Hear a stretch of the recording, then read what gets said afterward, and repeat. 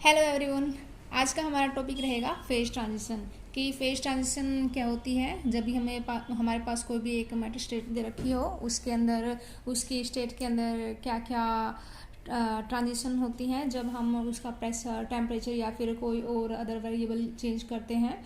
और इसके बाद हम पढ़ेंगे फर्स्ट ऑर्डर फेज ट्रांजिशन क्या होती है, सेकंड ऑर्डर फेज ट्रांजिशन क्या होती है। इन टॉपिक्स को हम आज की इस वीडियो में डिस्कस करेंगे। और सबसे पहले हम जानते हैं कि फेज ट्रांजिशन क्या होती है।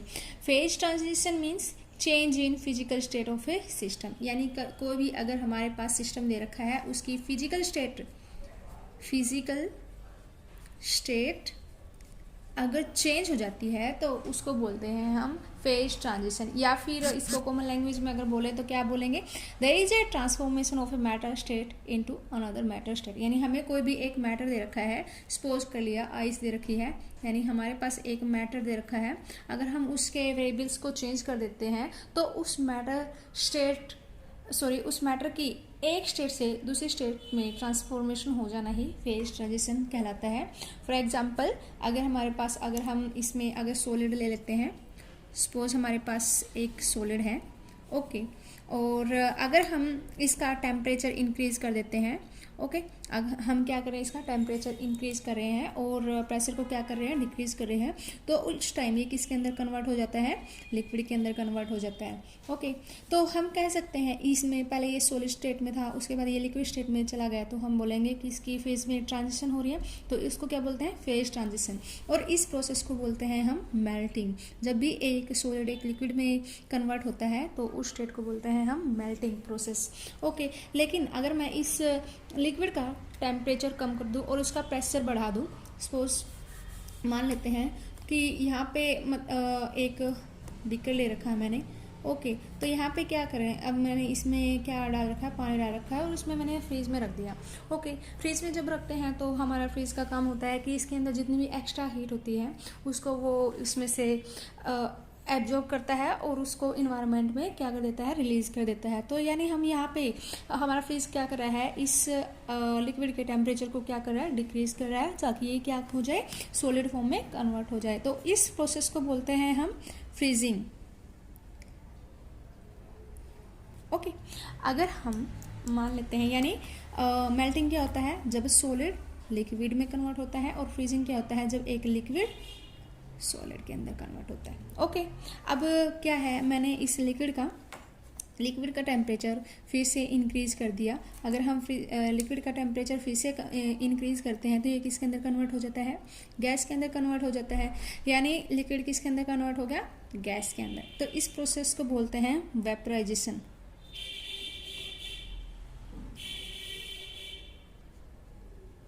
ओके। लेकिन अगर हम इसी गैस का प्रेशर अगर इंक्रीज कर देते हैं तो हमारी गैस फिर से किस में कन्वर्ट हो जाती है, लिक्विड के अंदर कन्वर्ट हो जाते हैं, और इसको बोलते हैं हम कंडेंसेशन,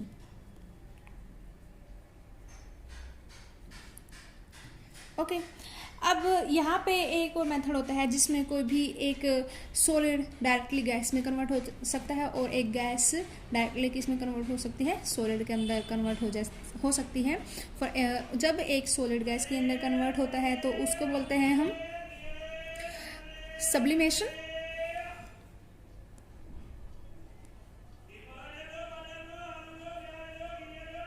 और जब एक गैस सॉलिड के अंदर कन्वर्ट होती है तो इसको बोलते हैं हम डिपोजिशन, ओके।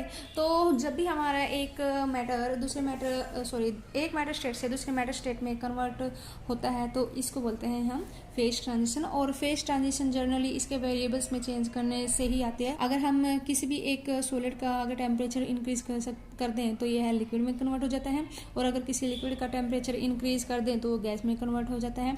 और सिमिलरली अगर हम एक गैस का प्रेशर इंक्रीज कर दें तो वो लिक्विड में कन्वर्ट हो जाएगा। सिमिलरली अगर लिक्विड का प्रेशर हम इंक्रीज कर देते हैं फिर से वो सॉलिड में कन्वर्ट हो जाएगा। यानी अगर हम इसके वेरिएबल्स को चेंज करते हैं तो हमारा मैटर एक स्टेट से दूसरी स्टेट में कन्वर्ट हो जाता है, ओके। और इस प्रोसेस को बोलते हैं हम फेज ट्रांजिशन। चलिए हम एक फेज डायग्राम को डिस्कस करते हैं। ये जो फेज डायग्राम है वो प्रेशर और टेम्परेचर के बीच में है और ये एक पर्टिकुलर सब्सटेंस के लिए दिया गया है। यह एक एक्सपेरिमेंटल ग्राफ है, यानी अपनी तरफ से थ्योरेटिकल नहीं है, ये एक्सपेरिमेंटल बेस्ड है, यानी एक्सपेरिमेंट्स को परफॉर्म करके इस ग्राफ को बनाया गया है। ओके, अब यहाँ से हम लोगों ने अभी ये प्रोसेस डिस्कस किए थे, जैसे मेल्टिंग है, वेपराइजेशन है, सब्लिमेशन है, इन प्रोसेस को यहाँ पे देखेंगे। मान लेते हैं कि ये जो फेज है सॉलिड फेज है, और अगर हम उस मैटर का, जो भी मैटर, जिस मैटर का ये ग्राफ दिया गया है, सपोज कर लिए कि ये जो ग्राफ है वो H2 मॉलिक्यूल का है, सपोज किया मैंने बस ये। ओके, यहाँ पे अगर ये H2 मॉलिक्यूल का है तो ये क्या इस फेज में किस में, ये लिक्विड सॉलिड फेज में है, यानी ये किस फॉर्म में है, आइस फॉर्म में है। ओके, अगर मैं आइस का टेम्परेचर क्या कर दूँ, कांस्टेंट कर दूँ, और उसके प्रेशर को क्या करते जाऊँ, यहाँ पे डिक्रीज करते जाऊँगी, तो ये किस में कन्वर्ट हो जाएगा, डायरेक्टली गैस के अंदर कन्वर्ट हो जाएगा। ओके, ये ऐसे आइस के अंदर ऐसा होता नहीं है क्योंकि उसकी प्रॉपर्टीज़ कुछ अलग होती हैं। ओके, ऐसे ही अगर प्रेशर को कांस्टेंट कर दूँ, ओके, अगर प्रेशर को क्या किया है, कांस्टेंट किया है, और मैं टेम्परेचर को क्या करते जाऊँ, इंक्रीज करते जाऊँ, तो हमारी आइस किसके अंदर कन्वर्ट हो जाती है, लिक्विड, यानी किसके अंदर कन्वर्ट हो जाती है, ये वाटर के अंदर कन्वर्ट हो जाती है। ओके, अगर मैं मान लेते हैं कि ये जो प्रेशर है मैंने T1 रखा है। ओके, प्रेशर क्या कर रखा है, T1 का रखा है, और टेम्परेचर क्या कर रखा है, T1 का रखा है, और इस लिक्विड के यानी वाटर के प्रेशर को मैं क्या करते चली जाऊं, डिक्रीज करते चली जाऊं। अगर प्रेशर हम डिक्रीज करेंगे तो ये किसी के अंदर कन्वर्ट हो जाएगा, गैस के अंदर कन्वर्ट हो जाएगा। वाटर किस में कन्वर्ट हो जाएगा, गैस में, यानी किस में कन्वर्ट हो जाएगा, ये वेपर्स में कन्वर्ट हो जाएगा। ओके, तो जो ये कर्व है यानी ए और टी कर्व, यानी ए टी कर्व किसको रिप्रेजेंट कर रहा है, यहाँ पे सॉलिड लिक्विड के अंदर कन्वर्ट हो रहा है, तो यहाँ पे ए टी कर्व मेल्टिंग को रिप्रेजेंट कर रहा है। टी सी कर्व हमारा लिक्विड किस में कन्वर्ट हो रहा है, यहाँ पे गैस के अंदर कन्वर्ट हो रहा है, तो ये किसको रिप्रेजेंट कर रहा है, वेपर्स को, वेपराइजेशन प्रोसेस को ये डिनोट कर रहा है। और यहाँ पे जो टी बी कर्व है, यहाँ पे एक सॉलिड गैस के अंदर कन्वर्ट हो रहा है, या फिर गैस सॉलिड के अंदर भी कन्वर्ट हो सकती है। ये कौन सा कर्व है, हमारा सब्लिमेशन कर्व है। ओके, ये कुछ बातें हैं जो आपको नोट करनी है कि जब ये जो कर्व है, यानी जो हमारा ए टी कर्व है, ये कौन सा कर्व है, मेल्टिंग कर्व है ना, तो यहाँ पे दोनों फेज यानी सॉलिड और लिक्विड इक्विलिब्रियम में एग्जिस्ट करते हैं, यानी at phase transition point, at transition point two phases exist in equilibrium। Okay, यानी जब भी हमारी ट्रांजिशन होती है वहाँ पे दोनों ट्रांजिशन पॉइंट के ऊपर दोनों फेज इक्विलिब्रियम में एग्जिस्ट करते हैं। यानी मान लेते हैं ये एक पर्टिकुलर प्रेशर की वैल्यू हो और पर्टिकुलर टेम्परेचर की वैल्यू है, तो यहाँ पे सॉलिड और लिक्विड इक्विलिब्रियम में एग्जिस्ट करेंगे, यानी इस पॉइंट पे सॉलिड भी होगा और लिक्विड स्टेट भी होगी हमारे मैटर की। और सिमिलरली अगर हम यहाँ पे लेते हैं तो यहाँ पे क्या है, एक particular value of pressure and temperature, हमारे लिक्विड और गैस एक इक्विलिब्रियम में एग्जिस्ट करेंगे, यानी दोनों इस पॉइंट पे को एग्जिस्ट करेंगे। ओके, अब ये दोनों पॉइंट अगर इक्विलिब्रियम यानी ट्रांजिशन पॉइंट पे जब दोनों फेस अगर एग्जिस्ट कर रहे हैं एक साथ, तो इसका मतलब उनका प्रेशर और टेम्परेचर क्या रहेगा, सेम रहेगा। यानी at transition point, transition curve लगा लो, या फिर ये पूरा का पूरा क्या है, एक ट्रांजिशन कर्व है, ये मैंने एक पर्टिकुलर पॉइंट ले रखा है, तो यानी एट ट्रांजिशन कर्व और transition point pressure and temperature of two phases, मतलब जिस भी कर्व की हम बात कर रहे हैं उसके कोरस्पोंडिंग कौन से दो फेज एग्जिस्ट कर रहे हैं, उनके क्या प्रेशर और टेम्परेचर क्या रहेंगे, टू फेजेस रिमेन सेम। यानी जो दो फेज हैं एक पर्टिकुलर मैटर के, उस ट्रांजिशन पॉइंट पे उनका प्रेशर और टेम्परेचर क्या रहेगा, सेम रहेगा। ओके, और अगर हमारे दो फेजेस का प्रेशर और टेम्परेचर क्या है, सेम है, तो हम कह सकते हैं कि ये जो प्रोसेस है यहाँ पे कौन से होंगे, आइसोबेरिक एंड आइसोथर्मल, यानी isobaric and isothermal, isobaric and isothermal. और हम लोगों को पता है कि आइसोबेरिक क्या होता है, प्रोसेस जिसमें प्रेशर कांस्टेंट हो, और आइसोथर्मल क्या होता है जिसमें वॉल्यूम कांस्टेंट हो। और हम लोगों को पता है change in gives free energy, change in gives free energy क्या था, minus of S D T plus of V D P.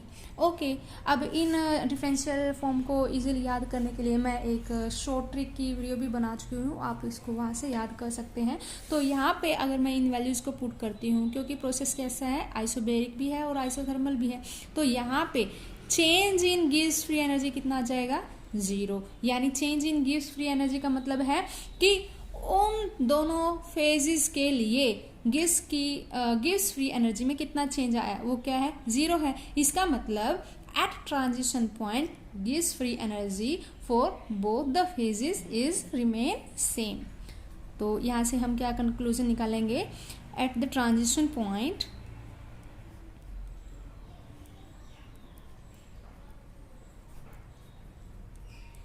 Gives free energy is same for both the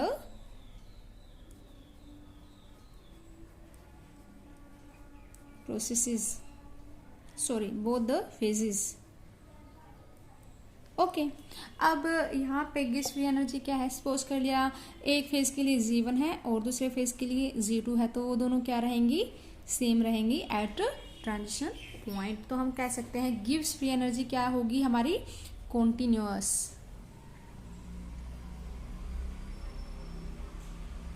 gives free energy is continuous at transition point. यहाँ पे जो T point है, इस point को बोलते हैं ट्रिपल पॉइंट। ट्रिपल पॉइंट का मतलब होता है वो पॉइंट जहां पे तीनों फेज को एग्जिस्ट करे, यानी the point at which three phase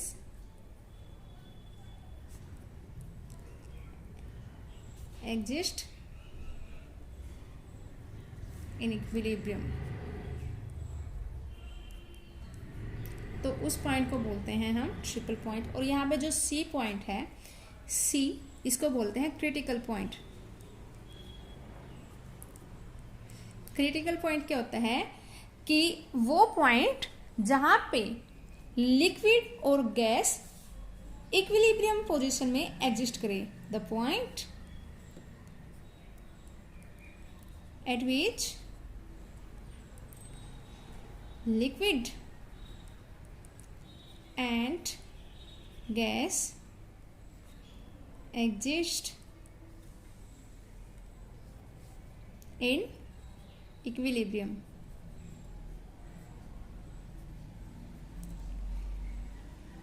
okay, but यहाँ पे जो कर्व दे रखा है वेपोराइजेशन, हर एक पॉइंट पे लिक्विड और गैस है जो वो इक्विलिब्रियम में एग्जिस्ट करती है, बट इसी पॉइंट को क्रिटिकल पॉइंट क्यों बोला है? इस पॉइंट को हम क्रिटिकल पॉइंट इसलिए बोलते हैं क्योंकि अगर हम वेरिएबल्स को इस पॉइंट के बियॉन्ड चेंज करते हैं, यानी इस पॉइंट से ज़्यादा रखते हैं, यानी प्रेशर की वैल्यू क्रिटिकल प्रेशर से ज़्यादा कर दें और क्रिटिकल टेम्परेचर की वैल्यू क्रिटिकल टेम्परेचर से ज़्यादा कर दें, तो उस टाइम पे हमारे जो फेजेस है ना तो लिक्विड गैस में कन्वर्ट होगा और ना ही गैस लिक्विड में कन्वर्ट होगी। तो इसलिए इस पॉइंट को बोलते हैं हम क्रिटिकल पॉइंट। और इस पॉइंट के कोरस्पोंडिंग जो प्रेशर होगा उसको हम बोलते हैं क्रिटिकल प्रेशर, और इस पॉइंट के कोरस्पोंडिंग जो टेम्परेचर होगा उस पॉइंट को बोलते हैं क्रिटिकल टेम्परेचर। ओके, अगर हम प्रेशर की वैल्यू लेस कर दें क्रिटिकल प्रेशर से तो हमारा लिक्विड गैस में कन्वर्ट हो जाएगा, लेकिन अगर हम प्रेशर की वैल्यू क्रिटिकल प्रेशर से ज़्यादा कर दें तो हमारी गैस लिक्विड में कन्वर्ट नहीं होगी। ओके, इसलिए इस पॉइंट को बोलते हैं हम क्रिटिकल पॉइंट।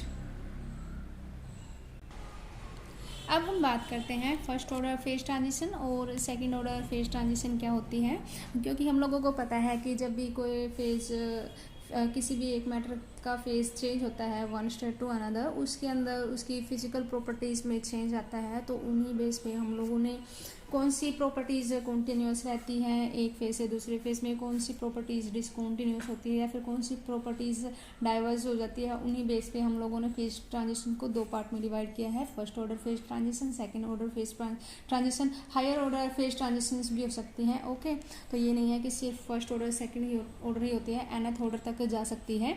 ओके, तो हम लोग सिर्फ फर्स्ट ऑर्डर फेज ट्रांजिशन और सेकंड ऑर्डर फेज ट्रांजिशन को डिस्कस करेंगे। फर्स्ट ऑर्डर फेज ट्रांजिशन क्या होती है? A phase transition in which गिव्स फ्री एनर्जी इज कॉन्टिन्यूस। यानी क्या? A transition is said to be first order phase transition if गिव्स free energy is continuous. If गिव्स free energy is continuous at transition point. Okay, और इसको first order transition इसलिए बोला है क्योंकि first order derivatives of first order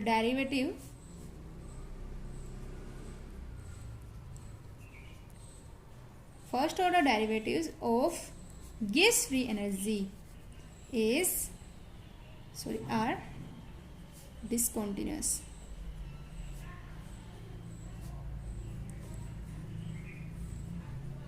यानी a transition is said to be first order transition if gives free energy is continuous at a transition point and its first order derivatives are discontinuous at transition point.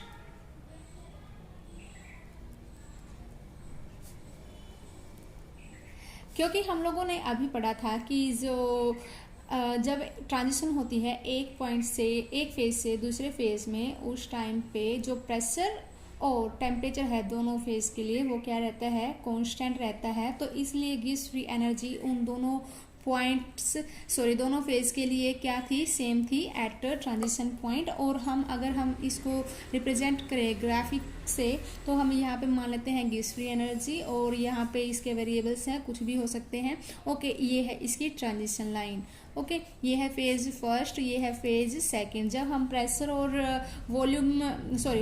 Temperature को very करते हैं तो उस time gives free energy क्या करती है? Very करती है फर्स्ट फेज के लिए। ओके, उसके बाद क्या आता है कि उसके बाद हमारा मैटर एक स्टेट से दूसरी स्टेट में कन्वर्ट होना स्टार्ट हो जाता है, बट एट ट्रांजिशन पॉइंट वो दोनों फेज इक्विलिब्रियम में एग्जिस्ट करते हैं।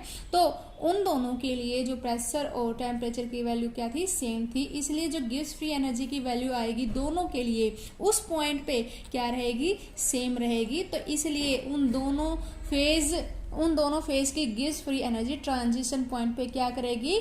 मीट करेगी। और जब हम फर्दर उसके वेरिएबल्स को वेरी करते हैं तो उसके बाद क्या हो जाता है? हमारा जो फेज वन है वो कंप्लीटली सेकंड फेज में कन्वर्ट हो चुका होता है और गिव्स फ्री एनर्जी फिर से क्या करती है? वेरी करती है। ओके, तो इसलिए हम कह सकते हैं क्या है? ये एक कॉन्टिन्यूस ग्राफ है। यहाँ पे किसी प्रकार की डिसकॉन्टिन्यूटी नहीं आई हमारे ग्राफ के अंदर, इसलिए gives free energy is continuous or we can say gives free energy is continuous at transition point. But अगर हम बात करें इसके फर्स्ट ऑर्डर डेरिवेटिव्स की तो हमें पता है जो गिव्स फ्री एनर्जी है, change in gives free energy क्या था? Minus of S D T plus of V D P. Okay, अगर हम इसके फर्स्ट ऑर्डर डेरिवेटिव्स की बात करें, इसके जो फर्स्ट ऑर्डर डेरिवेटिव्स हैं वो है एंट्रोपी। एंट्रोपी किसके बराबर आ जाएगा? Minus of curly G upon curly T keeping pressure as constant. और वी की वैल्यू बात करें तो वॉल्यूम की वैल्यू क्या आ जाएगी? करली जी अपॉन करली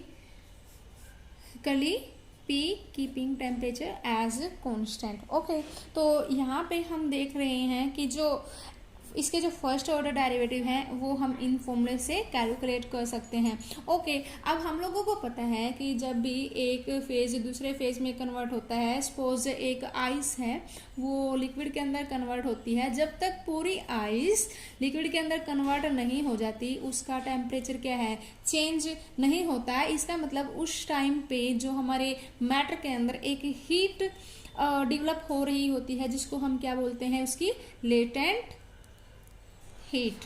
ओके, यानी उसके अंदर क्या डेवलप हो रही होती है, लेटेंट हीट उस मैटर के अंदर स्टोर हो रही होती है। यानी जब आइस लिक्विड में कन्वर्ट होगा तो इसके अंदर एक हीट स्टोर होगी, उसको हम क्या बोलते हैं, लेटेंट हीट। और हम लोगों को पता है कि जब भी एक सिस्टम को हम हीट देते हैं तो वहाँ उसकी एंट्रोपी में क्या आ जाता है, चेंज आ जाता है। ओके, तो यहाँ पे चेंज कितना आएगा हमारी एंट्रोपी में, एंट्रोपी क्या हो जाएगी हमारे सिस्टम की, चेंज हो जाएगी। और इसको कितनी हीट मिली है, सपोज के लिए मास हमारे मैटर का यानी आइस जो ले रखी है उसका मास कितना है, m है, तो और इसका लेटेंट हीट इसकी कितनी है, l है, तो टोटल हीट इसके अंदर कितनी स्टोर हो जाएगी, m इंटू एल, और उसकी एंट्रोपी में कितना चेंज आ जाएगा, T। तो हम लोग कह सकते हैं कि एट ट्रांजिशन पॉइंट पे जो एंट्रोपी है वो अलग अलग होगी। ओके, और हम लोगों को पता ही है कि जब एक मैटर दूसरे मैटर में कन्वर्ट होता है तो उसकी वॉल्यूम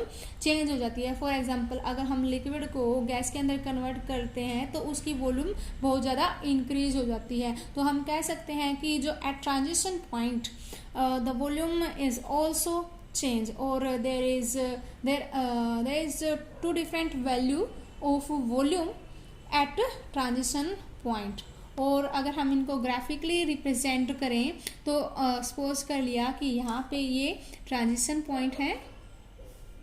ओके, ये फेज फर्स्ट है, ये फेज सेकंड है, यानी ये फेज फर्स्ट से सेकंड में ट्रांजिशन हो रही है। और यहाँ पे क्या है, ये चेंज इन एंट्रोपी है, और चेंज इन एंट्रोपी किसके द्वारा दी गई है, minus of curly G upon curly T. तो हम लोगों ने अभी बताया कि अगर हम इसके वेरिएबल्स को चेंज करते हैं, फॉर एग्जांपल प्रेशर और टेम्परेचर को हम वेरी करते हैं, तो उस टाइम फेज फर्स्ट की जो एंट्रोपी है वो धीरे धीरे इंक्रीज हो जाती है। क्या है, एट ट्रांजिशन पॉइंट इन दोनों की जो एंट्रोपी है वो अलग अलग होगी, क्योंकि यहाँ पे हमारी क्या है, टेम्परेचर तो कांस्टेंट है बट वहाँ पे फिर भी कुछ ना कुछ हीट जारी होती है, इसलिए इसकी एंट्रोपी में डिसकंटिन्यूटी आएगी और उसकी एंट्रोपी की दो अलग अलग वैल्यूज आएंगी, और इसलिए हम कह सकते हैं कि देयर इज डिसकंटिन्यूटी। यहाँ पे ये यहाँ पे खत्म हुआ तो यहीं से स्टार्ट होता तो ये कॉन्टिन्यूस होता, बट ये यहाँ से स्टार्ट ना होगा, यहाँ से स्टार्ट हो रहा है,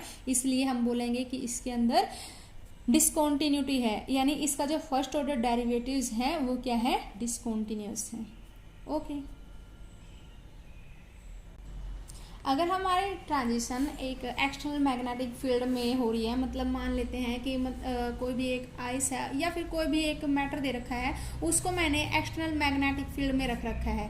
ओके, यहाँ पे एक मैटर दे रखा है, वो उसको एक्सटर्नल मैग्नेटिक फील्ड में रख रखा है, और अब उसका फेज ट्रांजिशन हम कर रहे हैं, तो उस टाइम पे गिब्स फ्री का एनर्जी का एक्सप्रेशन चेंज हो जाएगा, और वो किसके बराबर होगा, minus of S D T plus of V D P, और यहाँ पे एक एडिशनल टर्म आएगी जिसको बोलते हैं mu naught V M M D H. Okay, यहाँ पे हम जो डी एच है वो अप्लाइड मैग्नेटिक फील्ड है, सॉरी एच है जो अप्लाइड मैग्नेटिक फील्ड है, एम मैग्नेटाइजेशन है, वी एम है वो वॉल्यूम को रिप्रेजेंट कर रहा है, और म्यू नोट क्या है, हमारी permeability of free space. Okay, तो यहाँ पे एक और डेरिवेटिव फर्स्ट ऑर्डर डेरिवेटिव आ जाएगा जिसको हम बोलते हैं मैग्नेटाइजेशन, और ये किसके बराबर आ जाएगा, minus of curly G upon करली एच, और यहाँ पे आ जाएगा mu naught V M. Okay, keeping temperature and pressure as constant. Okay, तो हम बोल सकते हैं कि during a first order phase transition first order derivatives of G is discontinuous, और वो कौन से हैं कि at first order phase transition entropy of system, volume of system and magnetization are discontinuous. Okay. और जो सेकंड ऑर्डर डेरिवेटिव्स हैं, second order derivative of second order derivatives of गिव्स फ्री एनर्जी आर डाइवर्स, यानी वो क्या करेंगे, diverse कर जाएंगे, वो इन्फिनिटी को अप्रोच करेंगे। फॉर एग्जांपल जो सेकंड ऑर्डर डेरिवेटिव्स की अगर हम बात करें, for example isothermal compressibility, isothermal compressibility को हम कैसे डिफाइन करते हैं, -1/v करली v अपॉन करली p। अब बात करते हैं कि सेकंड ऑर्डर डेरिवेटिव कैसे है जी का। अब इस अगर हम यहाँ पे वैल्यू v की अगर मैं पुट कर दूं, तो यहाँ पे v की वैल्यू जब पुट करेंगे तो कितना जाएगा, करली 2 अपॉन करली p स्क्वायर, यहाँ से v की वैल्यू पुट कर रहे हैं हम लोग, ठीक है, करली z अपॉन करली p, तो यहाँ पे कितना आ जाएगा, curly z। Okay, keeping temperature as constant. तो हम बोल सकते हैं कि जो सेकंड ऑर्डर डेरिवेटिव्स हैं वो डाइवर्स करेंगे। डाइवर्स कैसे करेंगे, क्योंकि यहाँ पे दोनों फेजेस के लिए जो प्रेशर क्या था, सेम था। प्रेशर अगर सेम है तो वहाँ पे उनका जो डिफरेंस आएगा वो क्या आएगा, 0 आएगा। यानी ये टर्म अगर 0 हो रही है तो हमारा ये वाली टर्म किसको अप्रोच करेगी, इन्फिनिटी को अप्रोच करेगी। तो हम बोलेंगे कि सेकंड ऑर्डर डेरिवेटिव्स ऑफ गिव्स फ्री एनर्जी आर डाइवर्स। और कौन से होते हैं, जैसे बीटा होता है। बीटा क्या होता है, coefficient of volume expansion. Coefficient of volume expansion को हम रिप्रेजेंट करते हैं 1/v curly v upon curly t, keeping pressure as constant. Okay, यहाँ पे फिर से हम वॉल्यूम की वैल्यू पुट करेंगे तो कितनी आ जाएगी, 1/v करली 2g अपॉन करली p करली t। ओके, अब यहाँ से फिर से क्या है, प्रेशर की वैल्यू कांस्टेंट है, प्रेशर की वैल्यू कांस्टेंट है तो ये वाली टर्म फिर से 0 हो जाएगी और ये वाली वैल्यू किसको अप्रोच करेगी, इन्फिनिटी को अप्रोच करेगी। और कौन सी है, for example magnetic susceptibility.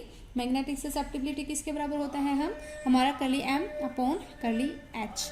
Okay, और वो भी किसको अप्रोच करेगा, इन्फिनिटी को अप्रोच करेगा। ओके, तो हम कह सकते हैं कि जो फर्स्ट ऑर्डर डेरिवेटिव हैं वो डिसकंटिन्यूअस होते हैं और सेकंड ऑर्डर डेरिवेटिव वो डाइवर्स करते हैं, किसमें, फर्स्ट ऑर्डर ट्रांजिशन में। आपको ये पॉइंट्स याद रखने हैं।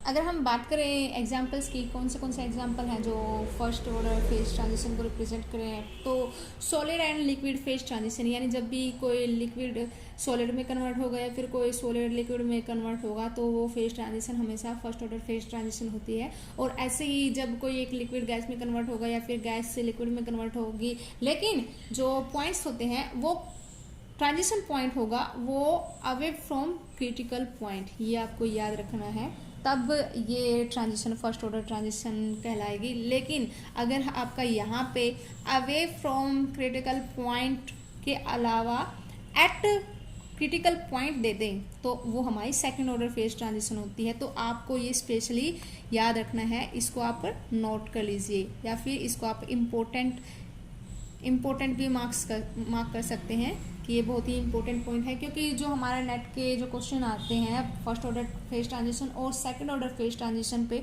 वो हमेशा इसके एग्जांपल्स दिए जाते हैं आप लोगों को, कि कोई भी मतलब 4 प्रोसेस दे देगा, आपको सिलेक्ट करना होता है कि कौन सा आपका फर्स्ट ऑर्डर फेज ट्रांजिशन है और कौन सा आपका सेकंड ऑर्डर फेज ट्रांजिशन को रिप्रेजेंट कर रहा है। और जब भी ट्रांजिशन आती है लिक्विड और गैस पे, वो हमेशा यही बोलता है कि आपको सिलेक्ट करना होता है कि which is first order phase transition. वो आपको ऑप्शन दे देगा, 2 ऑप्शन तो ये पक्का रहेंगे कि एट क्रिटिकल पॉइंट और अवे फ्रॉम क्रिटिकल पॉइंट। तो आपको ये पॉइंट स्पेशली याद रखने पड़ेंगे कि कौन सा फर्स्ट ऑर्डर फेज ट्रांजिशन को रिप्रेजेंट करेगा और ये कब सेकंड ऑर्डर फेज ट्रांजिशन को याद करेगा। आपको इन दोनों में डिफ्रेंशिएट करना पड़ेगा। ओके, तो ये हैं हमारे examples first order phase transition के।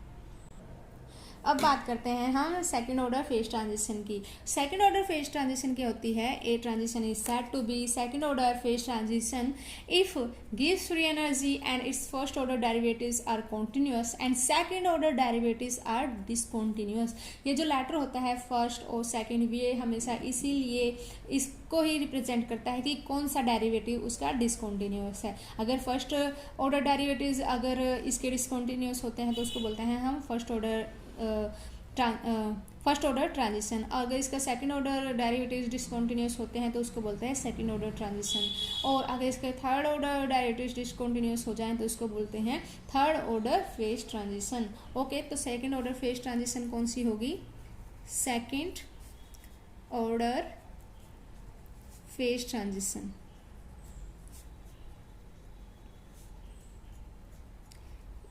यानी ट्रांजिशन इन विच गिव्स free energy is continuous. Firstly क्या है, गिव्स फ्री एनर्जी क्या रहती है इसकी? कॉन्टिन्यूअस।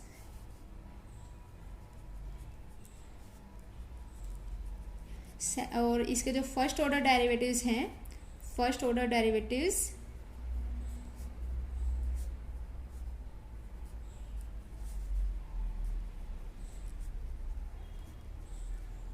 कौन से थे first order derivatives? Entropy, volume, magnetisation are continuous, और सेकेंड ऑर्डर डेरिवेटिव्स